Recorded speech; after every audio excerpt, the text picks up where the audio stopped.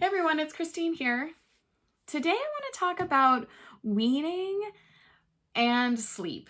This comes up a lot for me, and I want to talk a little bit about when not to wean and when you might see signs that weaning is coming up or that you as a parent are ready to wean, and then also how you might create some strategies for yourself and your child to make weaning more easy for you.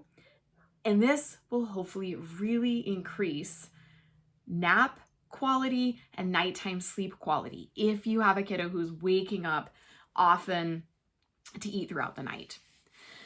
When not to wean. I cringe when parents contact me and they are considering weaning at 4 or 5 or 6 months because they know that the feed sleep association is hindering nighttime sleep and they really want their baby to start waking less at night. The answer is no. There is no need to wean your baby at this point in their age. Breastfeeding and bottle feeding, that nutrition is highly, highly, highly vital for them. And we need to continue that. And you can continue feeding your baby without having feed sleep associations becoming an issue. This is what our whole newborn sleep plan is designed to help parents do. Create a really strong breastfeeding and sleep connection. So you do not need to wean your child when they're less than a year old. Oftentimes, I do start to see around typically 14 or 16 months, parents will contact me and they're seeing this sort of irritating and frustrating for them pattern evolving of a distracted baby who's not really hungry when they wake up from morning or nap because they've been eating all night long. So they don't really get a good morning feeding, and then they get tired or they fall down and they need help and they have a little tiny snack, but it's not a nutritive feeding. And then before nap, they use breastfeeding to help get themselves to sleep. So lots of little feedings throughout the day that are really not nutritive in any way. They're too short to actually be getting the quality hind milk that babies need for nutritive feeding. They are more connection based. And that's really what I want us to focus on. Other ways that you can connect to your child when you start to notice that breastfeeding or bottle feeding is becoming more of a connection point for you and less of a nutritional support for your child.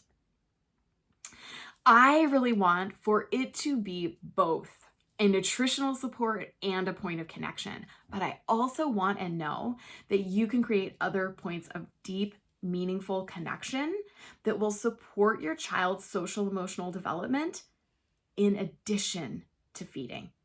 So you can increase their connection vocabulary, as I like to call it, consciously, and work to make those feedings a real moment for you. So here's what it might look like.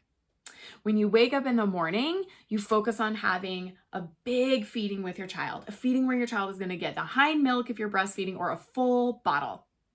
And then after that, they're eating solid foods, they're playing, and before nap, you have a routine that helps to get them to sleep without feeding so that when they wake up for their next nap, they're good and hungry and they have another nutritive feeding. In the meantime, if baby is disappointed, sad, scared, etc., and they come to you for a connection moment and reassurance, you say, I know you're not hungry. It's not time to eat. What else can we do to help you feel better? Right? So you acknowledge you need help feeling better. I am here to help you co-regulate. How can I help you do that? Can we put on a song and dance and sway? Can we giggle and roll around and wrestle on the floor? Can we snuggle up with a book and a blanket on the couch? Can we go outside and look at the clouds and say hi to the birds or get the mail? What 2 to 5 minute activity can we do to connect mindfully? So that means you need to put away your distractions. your list of things to do and your phone goes away so that you can have a moment with your child to help them co-regulate. Because I'm not gonna lie, many times when I check in with parents, babies are coming to them and they love sitting down and letting them feed so they can scroll on their phone or write emails and get something done. But that's not mindful time or co-regulation, right? That's not increasing anyone's connection vocabulary. So I want for you to make breastfeeding opportunities really sweet and meaningful and a full nutritive feeding. And then I want you to create other opportunities for deep connection, mindfulness, reassurance, co-regulation throughout the day so that you can increase your child's connection vocabulary. And when it comes time to wean them, when they are ready, when you are ready, it will be much easier to then look to those other tools to help when you're cutting out feedings altogether. There is no need to eliminate milk feedings in order to increase or improve sleep. Can you wean night feedings? Absolutely. And if you're struggling to do that, please reach out and help. But for many kiddos, they are very helpful, especially during teething and illness. You do not have to cut them out. You can keep them and have healthy sleep. I hope this helps. And I would love to answer any additional questions or hear about scenarios that might be coming up for you and your family. Feel free to reach out in the comments or schedule a call with me.